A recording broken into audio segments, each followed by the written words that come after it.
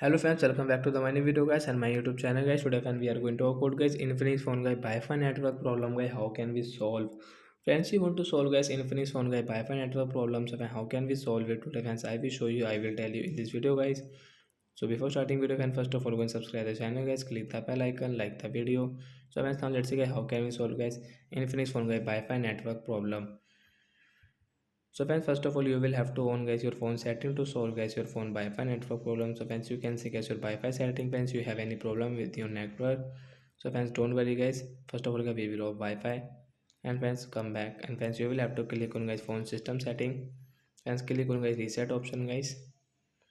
And friends, you can see guys your reset setting guys.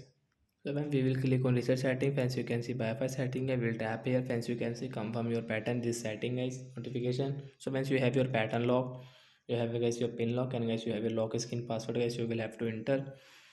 And so we will draw guys our pattern guys. After draw a pattern guys, click on the reset setting guys. Tap here. Please wait here guys.